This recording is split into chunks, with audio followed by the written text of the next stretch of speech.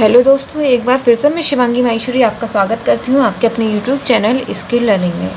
जैसे कि मैंने आपको जो लास्ट वीडियो थी उसमें बताया हुआ है कि जो क्लास 9th की जो साइंस है उसको हम कितने पार्ट्स में डिवाइड कर रहे हैं। हमने उसमें उस क्लास 9th की साइंस को हमने 3 पार्ट्स में डिवाइड कर दिया गया है। ठीक है, तो हम 3 पार्ट्स में क्या क्या पार्ट्स पढ़ेंगे मैंने आपको ये भी बता दिया है। फिजिक्स, केमिस्ट्री एंड मैथ्स पढ़ेंगे और जो पहला चैप्टर है वो हमारा केमिस्ट्री से है।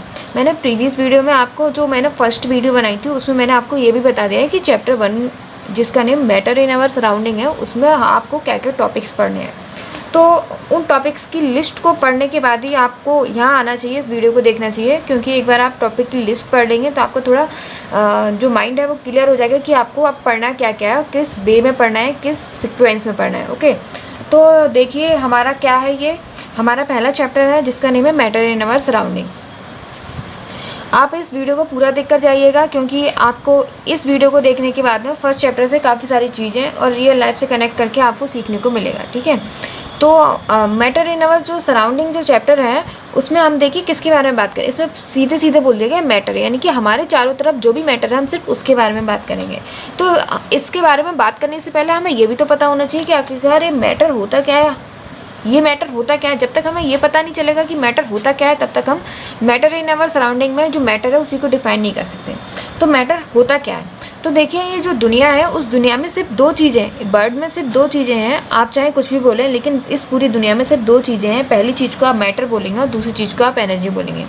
यानी कि इस पूरी अर्थ को या इस पूरे यूनिवर्स को 2 टाइप्स में डिवाइड किया गया है, एक मैटर और एक एनर्जी। ठीक है, तो मैटर क्या है, वो सारी चीज़ें, वो आपके आसपास की वो सारी चीज़ें, वो सारे थिंग्स जिसको आप टच कर सकते हैं वो मैटर के अंदर आ जाती है। ठीक है, आप सिर्फ इतना ध्यान रख सकते हैं आप उसे टच कर पा रहे हैं तो वो मैटर के अंदर आ जाएगी। इसके अलावा आप अगर और बोलना चाहें तो हम जिसको देख सकते हैं वो मैटर के अंदर आ जाएगी। इसके अलावा विच ऑक्यूपाई स्पेस, यानी कि जो जगह घेरती है। ठीक है, ऐसी सारी चीज़ें जो जगह घेरती हैं वो मैटर के अंदर बोल सकते हैं, और ऐसी सारी चीज़ें जिसको हम टेस्ट कर सकते हैं वो मैटर है। इन शॉर्ट आपको इतना ध्यान रखना है कि वो सारी चीज़ें जिसे आप टच कर सकते हैं वो है मैटर। ठीक है, तो वो सारी चीज़ें जिसको आप टच कर सकते हैं वो मैटर के अंदर आती है, और आपको केमिस्ट्री में सिर्फ उन्हीं चीज़ों के बारे में पढ़ना होता है जिसको आप टच कर सकते हैं, देख सकते हैं, जो जगह घेरती हैं जिसमें टेस्ट होता है।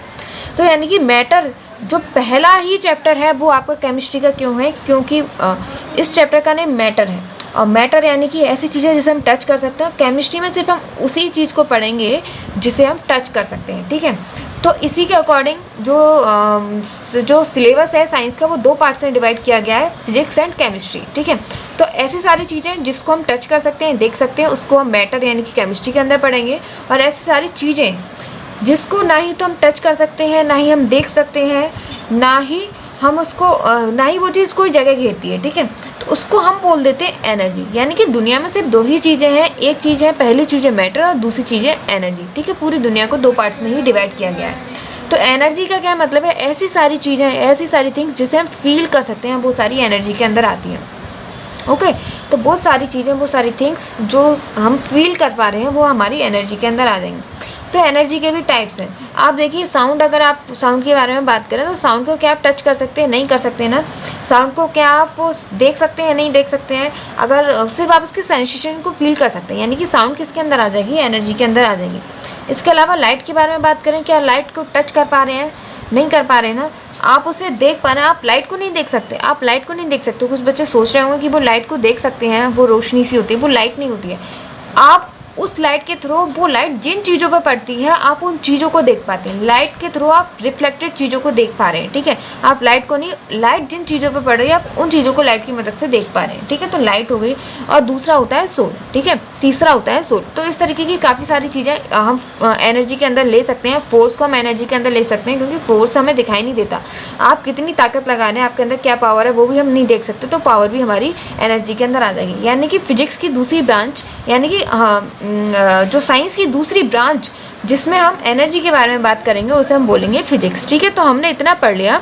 पहले ही चैप्टर में आपको मैटर के बारे में दे रखा है और एनर्जी के बारे में भी थोड़ा सा डिफाइन किया हुआ है। और अगर थोड़ा एक्स्ट्रा जानने की कोशिश करें तो पूरी अर्थ को 2 पार्ट्स में डिवाइड किया गया है, या पूरे साइंस को, पूरी दुनिया साइंस से चलती है, साइंस को 2 पार्ट्स में डिवाइड किया गया है। पहला पार्ट है मैटर और दूसरा पार्ट आपका एनर्जी के अंदर आ जाएगा।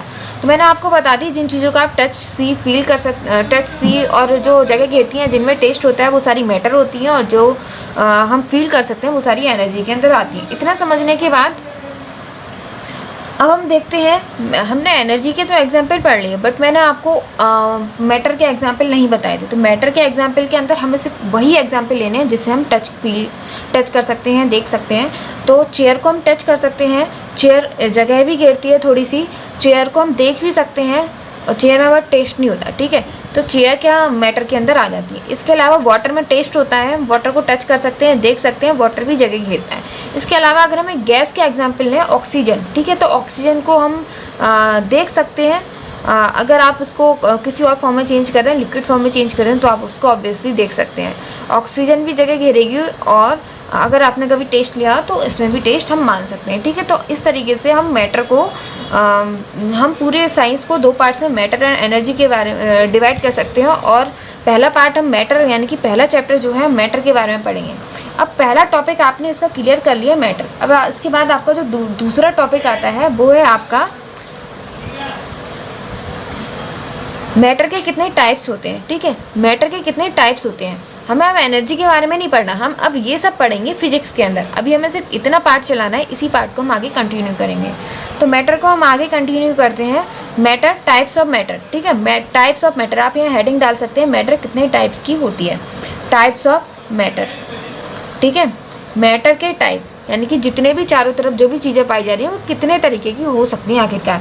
तो हमारे जो चारों तरफ चीज़ें पाई जा रही हैं वो या फिर तो सॉलिड शेप में होंगी, या लिक्विड शेप में होंगी, या गैसियस फॉर्म में होंगी, ठीक है।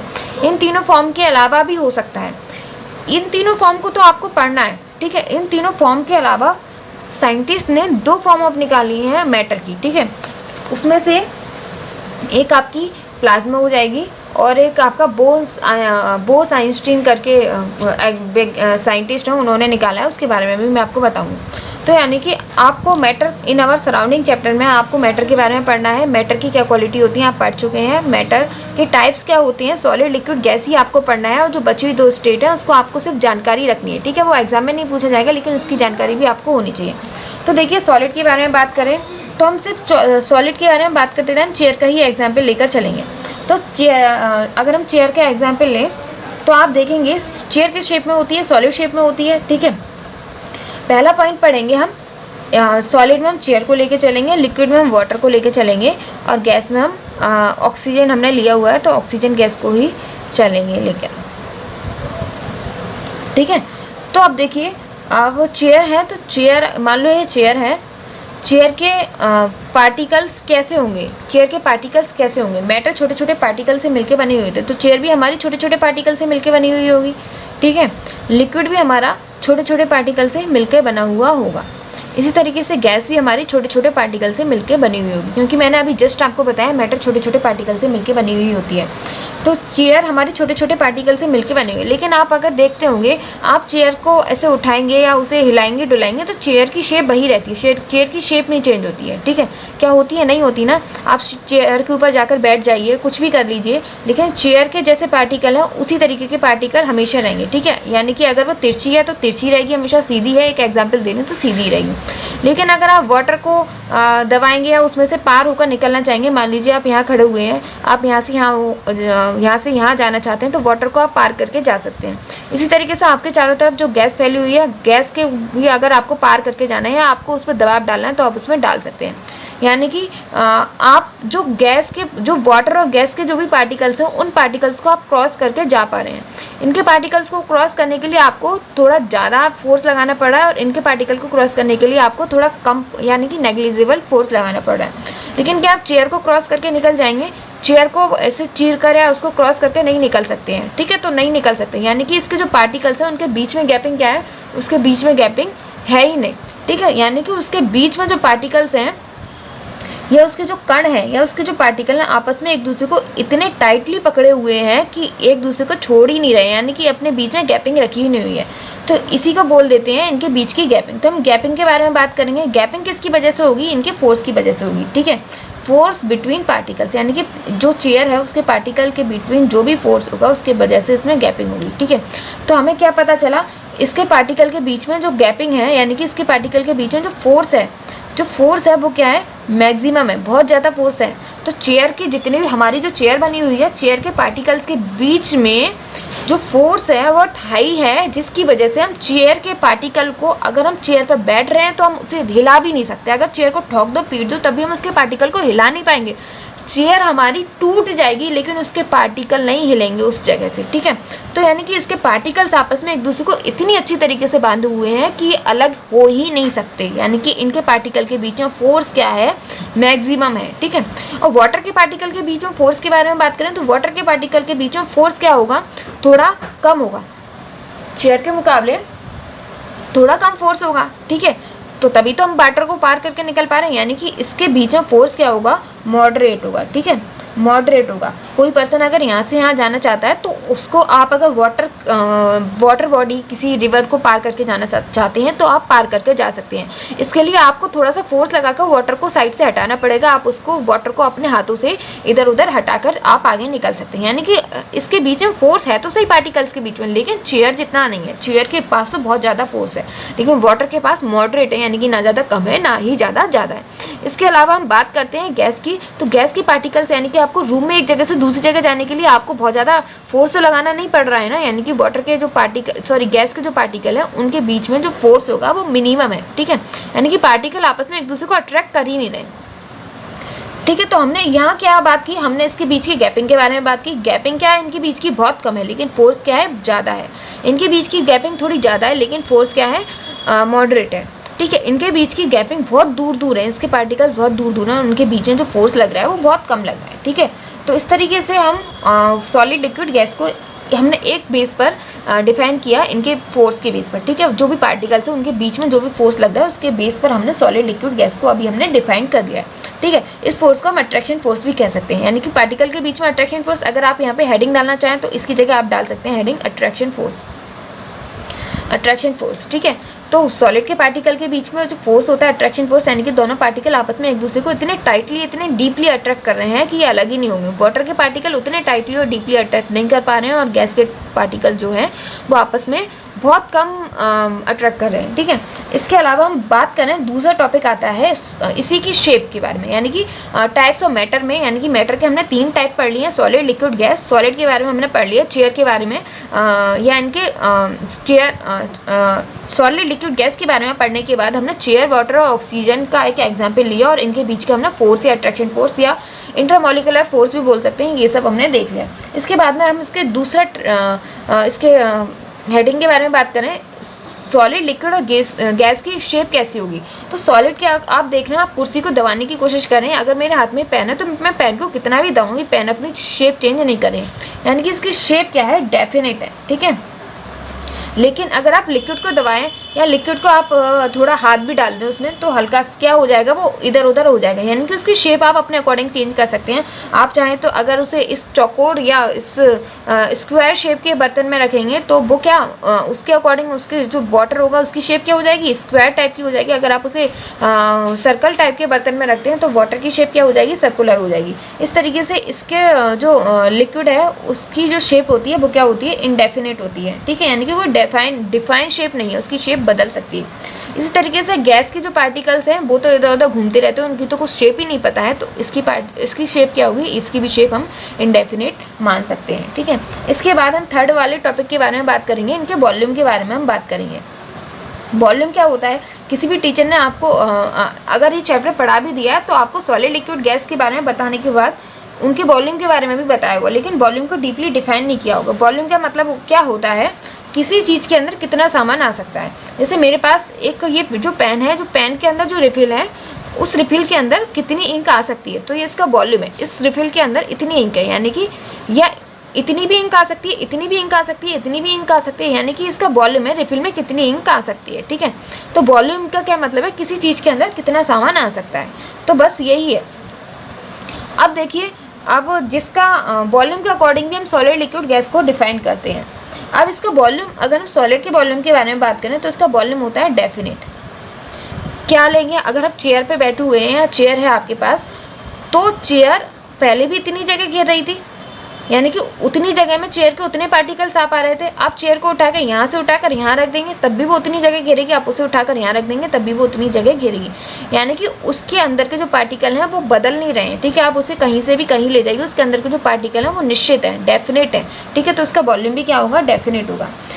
वाटर का वॉल्यूम भी क्या होता है, डेफिनेट होता है। तो डेफिनेट वाटर का वॉल्यूम क्या होता है, अगर आप वाटर को एक स्क्वायर शेप की अगर आप किसी बर्तन में रखते हैं, चाहे आप उसे एक सर्कुलर शेप के बर्तन में रखते हैं, क्या होता है, वाटर मान लो आपके पास 5 लीटर वाटर है, अगर आप उसको स्क्वायर शेप के बर्तन में रखेंगे तो 5 लीटर उसके अंदर जा पाएगा, ठीक है।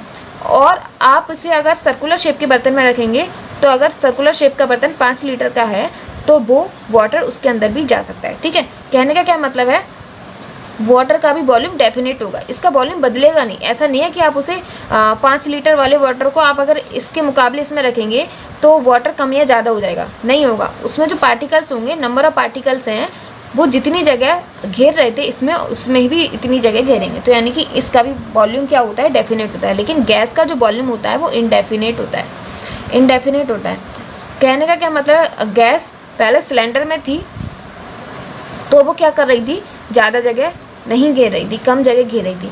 लेकिन गैस को आप अगर रूम में ऐसे करके छोड़ दें तो वो क्या करेगी, ज़्यादा जगह घेरेगी। यानी कि इसका जो वॉल्यूम है वो डेफिनेट नहीं है। ये पहले हम इसे कहीं से भी उठाकर कहीं भी रखते हैं उतना ही जगह घेरेगा, यानी कि इसके वॉल्यूम क्या है, डेफिनेट है। इसको हम वाटर को अगर हम इसके मुकाबले अगर इस वाले बर्तन में रख दें तब भी वो उतनी जगह घेरेगा। कहने का क्या मतलब है, उसके अंदर उतने ही पार्टिकल्स रहेंगे, इसके पार्टिकल्स बदल नहीं जाएंगे। लेकिन गैस में ऐसा नहीं होगा, गैस यहाँ पे कम जगह घेर रही है, यहाँ पर वो पूरे कमरे में फैल जा रही है तो वो ज़्यादा जगह घेर रही है। इस तरीके से गैस का जो वॉल्यूम होता है वो इंडेफिनिट होता है। इसके आगे अब हम पढ़ेंगे सॉलिड लिक्विड गैस को पढ़ने के बाद अब हमें 2 टॉपिक और पढ़ने हैं, प्लाज्मा और बोस आइंस्टीन कंडेंसेट। देखिए इससे पहले प्लाज्मा की डिस्कवरी जब तक नहीं हुई थी तब तक हम लोग सिर्फ इतना मानते थे कि एनवायरनमेंट में सिर्फ 3 ही स्टेट पाई जाती हैं, पहली सॉलिड, दूसरी लिक्विड और तीसरी गैस। अब जब प्लाज्मा की डिस्कवरी हो गई तो हमें पता चला कि एनवायरनमेंट में चौथी स्टेट भी पाई जा रही है। अब मैं इस प्लाज्मा को बताने से पहले मैं आपको प्लाज्मा का एक एग्जाम्पल देती हूँ। जो ट्यूब जैसे आपके घर में जो फ्लोरोसेंट ट्यूब होती है, ठीक है, फ्लोरोसेंट ट्यूब होती है, तो फ्लोरोसेंट जो ट्यूब होती है उस ट्यूब के बारे में बात करें, वो ट्यूब होती है, उसके अंदर जो पार्टिकल्स होते हैं उनके पार्टिकल्स क्या होते हैं और कैसे होते हैं। उसके अंदर भरी हुई होती है क्या, गैस, कोई भी गैस हो सकती है। लेकिन जब आप उसमें इलेक्ट्रिसिटी प्रोवाइड करते हैं तो उसके जो अंदर जो गैस के पार्टिकल हैं वो सुपर एनर्जेटिक गैसियस फॉर्म में आ जाते हैं, ठीक है, सुपर एनर्जेटिक गैसियस फॉर्म में। तो फ्लोरोसेंट ट्यूब है, उसके अंदर ऑब्वियसली अगर आप ट्यूब लाइट भी लेकर आएंगे तो उसके अंदर कोई ना कोई तो गैस होगी, ठीक है। अगर आप बल्ब लेकर आ रहे हैं तो उसके अंदर थोड़ी नियॉन है, आर्गन है, हीलियम है, सारी गैसेस उसमें भरी हुई होती हैं। ऐसे ही फ्लोरोसेंट ट्यूब के बारे में बात करते हैं जो आपके घर में यूज़ होती है। तो उस ट्यूब में क्या भरी हुई होती है, गैस भरी हुई होती है। लेकिन जैसे आप उसे इलेक्ट्रिसिटी प्रोवाइड करते हैं तो जो गैस के पार्टिकल होते हैं वो हो जाते हैं सुपर एनर्जेटिक गैसेस फॉर्म में चेंज हो जाते हैं। यानी कि जो पार्टिकल्स हैं उनके बीच में सुपर एनर्जी आ जाती है, उनके पार्टिकल्स सुपर एनर्जी की फॉर्म में आ जाते हैं, ठीक है। इतनी ज़्यादा एनर्जी की फॉर्म में आ जाते हैं कि वो अपनी स्टेट ही बदल लेते हैं, गैसेस स्टेट से वो चेंज होकर आ जाते हैं प्लाज्मा की फॉर्म में, ठीक है। तो सुपर एनर्जेटिक गैस क्या कहलाएगी, प्लाज्मा कहलाएगी, ठीक है, सुपर एनर्जेटिक गैस।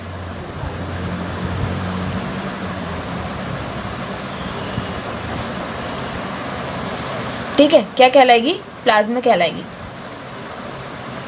ये तो मैं पता चल गया। अब इसका एक और एग्जाम्पल आपको मैं बता सकती हूँ, वो है सन। इसका एक एग्जाम्पल है सन। सन के अंदर कौन कौन सी गैस पाई जाती हैं, अगर आपको नहीं मालूम है तो मैं बता दूं, हाइड्रोजन और हीलियम पाई जाती है।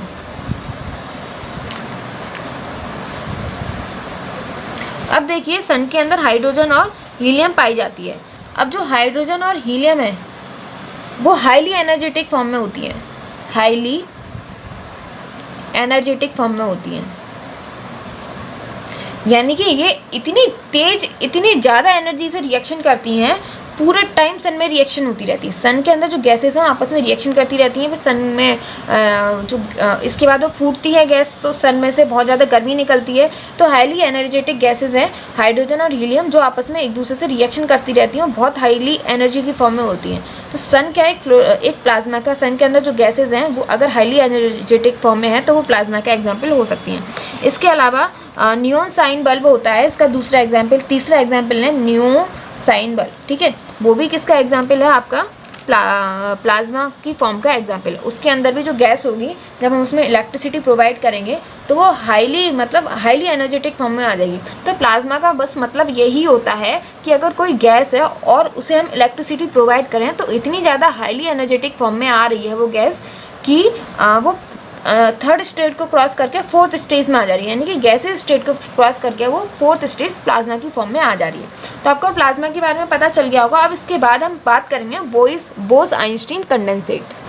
हाँ, तो बोस आइंस्टीन कंडेंसेट में होता क्या है, आपने प्लाज्मा में क्या पढ़ा, अगर कोई भी गैस है हम उसको बहुत ज़्यादा एनर्जी या इलेक्ट्रिसिटी प्रोवाइड कर देते हैं तो वो सुपर एनर्जेटिक फॉर्म में आ जाती है। बस आपको इतना ध्यान रखना, अगर कोई गैस इलेक्ट्रिसिटी प्रोवाइड करते ही या नॉर्मल ही सुपर एनर्जेटिक फॉर्म में है तो वो प्लाज्मा की कंडीशन में। लेकिन वहीं इसका उल्टा कर देंगे तो बोस आइंस्टीन कंडेंसेट 5वीं स्टेट आ जाती है। By cooling a gas at extremely low density, यानी कि अगर हम इतनी कम टेम्परेचर, इतनी कम डेंसिटी पर अगर हम किसी गैस को कूल कर दें, कितनी कम डेंसिटी पर, नॉर्मल एयर के मुकाबले 100,000, यानी कि नॉर्मल एयर जितनी भी है, नॉर्मल एयर का अगर टेम्परेचर 25 डिग्री सेल्सियस है तो उसके मुकाबले 100,000 कम कर दें टेम्परेचर, तो इतना सुपर लो टेम्परेचर कर दें, इतना सुपर लो टेम्परेचर कर दें तो वो गैस होगी वो अपनी स्टेट चेंज करके 5th स्टेट में आ जाएगी, जिसे हम बोस आइंस्टीन कंडेंसेट कहते हैं। ठीक है, यानी कि हम गैस को सुपर लो टेम्परेचर पर पहुंचा दें। अगर हम गैस को इतनी लो डेंसिटी, इतना सुपर लो टेम्परेचर दे दें कि वो अपनी शेप चेंज कर ले, अपनी स्टेट चेंज कर ले, तो वो स्टेट चेंज करके किस फॉर्म में चेंज हो जाती है, जो गैस होती है वो 5वीं स्टेट बोस आइंस्टीन कंडेंसेट में चेंज हो जाती है।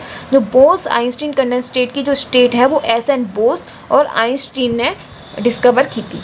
ठीक है, तो प्लाज्मा क्या है, जब हम किसी भी गैस को सुपर एनर्जेटिक फॉर्म में ले जाएं तो प्लाज्मा की कंडीशन में आ जाती है। किसी भी गैस को अगर हम सुपर कूल कर लें, इतना लो टेम्परेचर दे दें कि वो सुपर कूल हो जाए, तो हम उसे बोस आइंस्टीन कंडेंसेट कह सकते हैं। ठीक है, यानी कि गैस की 5वीं स्टेट, मतलब जो मैटर है उसकी 5वीं स्टेट कह सकते हैं। ठीक है, तो कितना कम टेम्परेचर करना है आपको इतना ध्यान रखना होगा, 100,000। ये TH का मतलब होता है 1 अपॉन में लिख रहे हैं हम किसी भी चीज़ को, 1000, ये अपॉन TH जो पीछे लगा है उसका मतलब अपॉन में बात हो रही है। ठीक है, यानी कि 25 डिग्री सेल्सियस अगर नॉर्मल टेम्परेचर है उसका आप 100,000 कर दो तो आपको सुपर लो टेम्परेचर जो मिलेगा उस पर आपको मैटर की 5वीं स्टेट जो कि बोस आइंस्टीन कंडेंसेट है मिल जाएगी। तो आज हमने अभी क्या पढ़ा है, हमने पढ़ा सॉलिड, लिक्विड, गैस। मैटर क्या होती है, जो चारों तरफ हम जिस भी चीज़ को देख पा रहे हैं, जिस भी चीज़ को टच कर पा रहे हैं, वो सारी क्या है, मैटर है, मैटर। और दूसरी चीज़ क्या है, एनर्जी है। तो एनर्जी क्या होती है, जो भी सिर्फ हम फील कर सकते हैं। फोर्स, अगर हमारे ऊपर कोई फोर्स लग रहा है, हमारे अंदर जो पावर है, हमारी जो सोल है, हमारी जो आत्मा है, हम उसे फील कर पा रहे हैं बस, तो वो क्या हो गई, एनर्जी हो गई। ठीक है, हाँ, एनर्जी के बारे में हम फिजिक्स में पढ़ेंगे, 8th चैप्टर से शुरू होगा। मैटर के बारे में हम ये केमिस्ट्री में ही 1st चैप्टर से शुरू कर देंगे।